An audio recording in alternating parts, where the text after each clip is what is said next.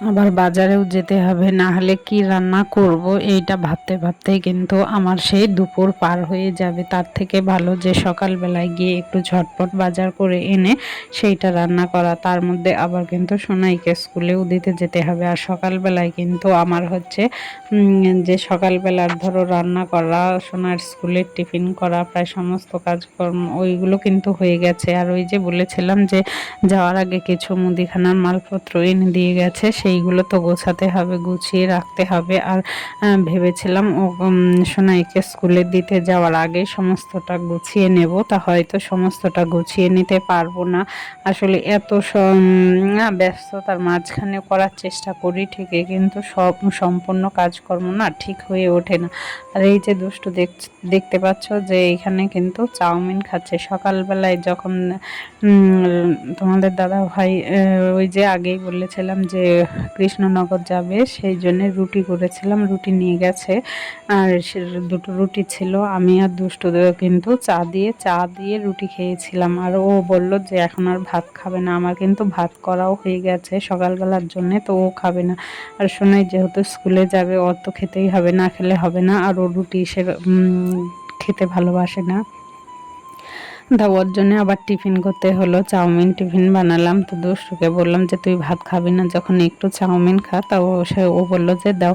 তো সেই জন্যই ওকে একটু চাউমিন দিয়েছিলাম, দিয়ে ও চাউমিনটা খাচ্ছিল। আর ততক্ষণ কিন্তু আমি ওই যে মুদিখানার মাল এনেছিল সেইগুলো কিন্তু গুছিয়ে নিচ্ছিলাম। গুছিয়ে নিয়ে এই যে আমার অগোছালো কিচেনটা, সেইটা সম্পূর্ণ পরিষ্কার করে আমার কিচেনটা কী করে পরিষ্কার পরিচ্ছন্ন রাখি সেইটাই কিন্তু আজকে আমি তোমাদের সঙ্গে শেয়ার করছি।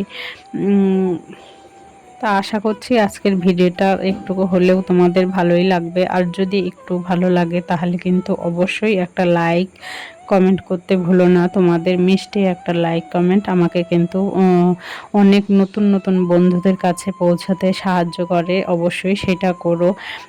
আর হ্যাঁ, আর একটা কথা বন্ধুরা, তোমরা যদি কেউ চাও যে আমার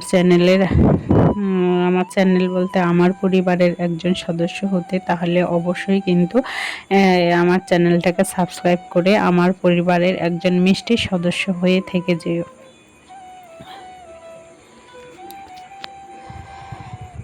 আর এইদিকে দেখো আমার কিন্তু রান্নাঘরের অবস্থা কি বলবো, খুব হুটোপাটা ধরো উলট পালট অগোছালো হয়ে পড়ে আছে, তাই না? এই কিচেন গুছিয়ে সমস্ত কর্ম করাটাও একটা সময় সাপেক্ষের কিন্তু ব্যাপার। তা যাই হোক, ঝটপট চলো কিচেনটা গুছিয়ে নিই, কেননা আবার তো দুপুরবেলায় রান্না করতে হবে, তাই না? আর এইরকম অগোছালো অপরিষ্কার অপরিচ্ছন্ন থাকলে তখন কিন্তু কোনো কাজেই ভালো লাগে না, আর কোনো কাজ করতে গেলে যেন কাজ এগোয় না।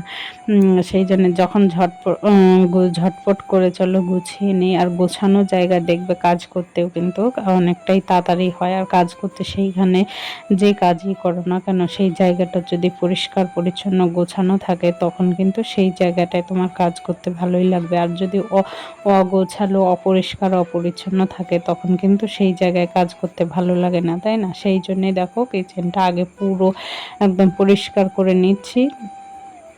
মানে এইরকম অগোছালো সাধারণত হয় না। আজকে একটু সকালবেলার যেহেতু কাজের চাপ পড়ে গেছিলো বলতে পারো, সেই জন্যেই কিন্তু এই অগোছালোটা হয়ে গেছে। তা যাই হোক, প্রত্যেক দিন তো মানুষের সব কিছু সমান হয় না, তাই না?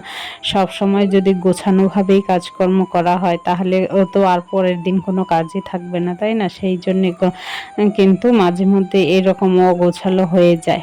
তা চলো দেখো, টেবিলের উপর যত সমস্ত কিছু ছিল সবগুলো যার যার জায়গায় সে যার যার জায়গায় তার তার জিনিস রেখে তারপরে দেখো টেবিলটাও কিন্তু মুছে নিলাম। আর এই যে এই ঘরে আমার রান্নাঘরে এই একটা কে কি বলো জানি না, কেউ চৌকি বলো হয়তো, কেউ আবার শুনি তক্তপোষ বলে, যে যাই বলো না কেন, এইটা না যে এই যে কদিন বৃষ্টি হচ্ছিল সেই জন্য এই বিছানাটা না একটু এক জায়গায় করে রেখেছিলাম, কারণ না এই দিক দিয়ে আবার বৃষ্টি আসে কিনা সেটা তো জানি না, হয়তো আসে। ওই যে জানলাটা দেখছো সিমেন্টের জানলা, তো তার মধ্যে প্লাস্টিকও দেওয়া নেই, হয় ওইটা দিয়ে বৃষ্টি আসবে বলে এসে যদি ভিজে, সেই জন্যে আমি কিন্তু বিছানাটা একটু দলা করেই রেখেছিলাম। তা সেই যে এখন যেহেতু রোদ উঠে গেছে, বৃষ্টির মানে নিম্নচাপটা কেটে গেছে, সেই জন্য কিন্তু আবার সেই বিছানাটা গুছিয়ে নিচ্ছি।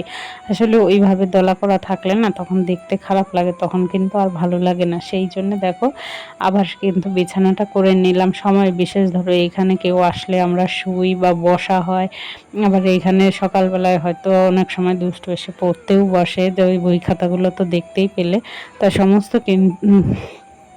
কিছু কিন্তু মুছে পরিষ্কার করে ধুয়ে মেজে এবার কিন্তু দেখো চলে আসলাম কিন্তু ঘরটা মুছতে, মুছতে বলছি ঝাড় দিতে। ঝাড় দিয়ে কিন্তু ভালো করে ঝাড় দিয়ে নেব, নিয়ে তারপরে কিন্তু আমি ঘরটা মুছে নেব। আর ওই যে একটা চেয়ার, খাবার টেবিলটাকে এখানে হয়তো তোমরা দেখছো যে একটা চেয়ার, আসলে কি বলতো তোমাদের দাদাভাই যেহেতু বাড়িতে থাকে না, আর আমি সোনাই আর দুষ্টু, মানে তিনজন রাত্রেই একবারে খাওয়া হয়, তাছাড়া সকালে দুপুরে তো তিনজন একসঙ্গে কখনো খাওয়া হয় না। ধরো ওর পড়া থাকে, স্কুল থাকে, দুষ্টুরও স্কুল থাকে, সেই জন্যে তিনজন একসঙ্গে কখনো খাওয়া হয় না, বেশিরভাগ সময় হয় না। হয় না বলো ভুল, মাঝে মধ্যে হয়, তখন কিন্তু ওই একটা চেয়ার নিয়ে তখন কিন্তু খাওয়া হয়। তা দেখো তোমাদের সাথে অনেক কথা বলা হয়ে গেছে, অনেক কিছু বলে ফেলেছি। তা যাই হোক দেখো, কথা বলতে বলতে কিন্তু আমার কিচেনটা কিন্তু একদম গোছানোই হয়ে গেছে। আর ওইদিকে যে ওই একটা চেয়ারের উপর দেখো আমি যে থালা বাসনগুলো মাজার পরে জল ঝরিয়ে তারপরে কিন্তু ওই পাশে আর একটা বড় ঝুড়ি আছে চেয়ারের মধ্যে, তোমরা হয়তো দেখতেই পাচ্ছ। সেই চেয়ার উপরে যে ঝুড়িটা সেইটার মধ্যে রাখি, আর একটার উপরে দেখো রেখেছি জলের কলসি। মানে চেয়ারগুলো খাবার টেবিলের ওইখানে থাকলে না একটু জায়গারও শর্ট হয়, সেই জন্যে এক একটা কাজে এক একটা জিনিস লেগে গেছে।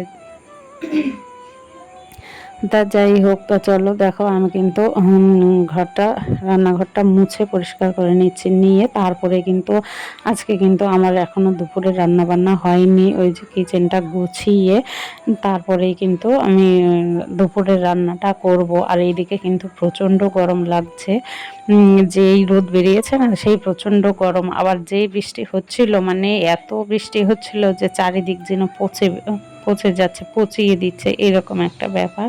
তা যাই হোক, এই পুজোর সামনে যতই গরম লাগুক আর যাই হোক, আর বলবো না যে এত গরম লাগছে বা বৃষ্টি হচ্ছে না, এইরকম কিছু। মানে এই 4-5 দিনে না একদম মানুষের বিরক্ত লাগিয়ে দিয়েছে, মানে আমার তো সেটাই হয়েছে। মানে যা কিছুতেই হাত দিচ্ছি স্যাঁতস্যাঁতে মতো লাগছে, যা কোনো কিছুতেই না হাত দেওয়া যাচ্ছে না। আর তোমাদের সঙ্গে কথা বলতে বলতে দেখো আমার কিচেনটা কিন্তু একদম পারফেক্টভাবে গোছানো হয়ে গেছে। তা তোমরা কিন্তু এই যে ফাইনাল লুকটা দেখে কিন্তু আমাকে অবশ্যই কমেন্ট করে বলো যে আমার কিচেনটা কীরকম হয়েছে গোছানোটা। তোমাদের কমেন্টের আশায় থাকবো, তোমরা কিন্তু কমেন্ট করে জানাতে ভুলো না।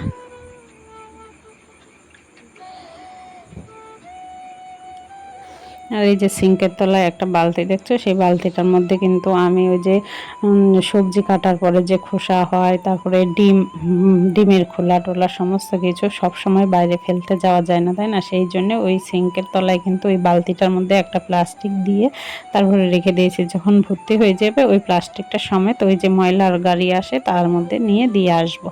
আর এইদিকে দেখো আমার বিছানাটাও গোছানো হয়ে গেছে, টেবিল, তারপরে গ্যাস, বাসন মাজা সব পারফেক্টভাবে কমপ্লিট। আজকের ভিডিওটা এই পর্যন্তই। Tata, by.